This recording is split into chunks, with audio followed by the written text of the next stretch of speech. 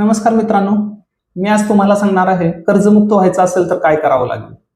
मी माझे स्वतःचं home loan असेल, क्रेडिट कार्ड असतील, मित्राकडनं घेतलेले पैसे असतील, हे कसं 3 वर्षामध्ये संपवलं मी ते आज तुम्हाला सांगणार आहे.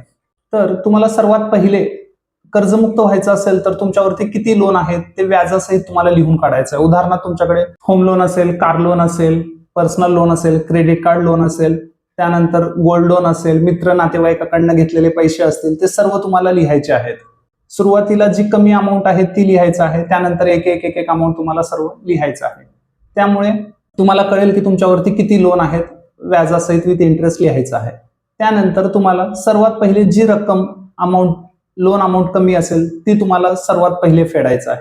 यामुळे काय होईल, तुम्हाला मोटिवेशन मिळेल की एक लोन संपलं की दुसरा लोन संपवण्यासाठी अजून माणसाचा उत्साह वाढतो आणि त्यामुळे तुम्हाला ते लोन संपवण्यासाठी इंटरेस्ट तयार होतो. त्यानंतर आता बरेच जणांचं म्हणणं असतं की नाही, ज्याचा व्याजदर जास्त आहे तो फेडला आहे. अगदी बरोबर, ते सुद्धा चुकीचं नाहीये. पण काय होतंय, जर ती अमाऊंट मोठी असेल, व्याजदर तर जास्त आहेच, पण अमाऊंट मोठी असेल तर लवकर फिटणार नाही, त्यामुळे तुम्हाला मोटिवेशन मिळणार नाही.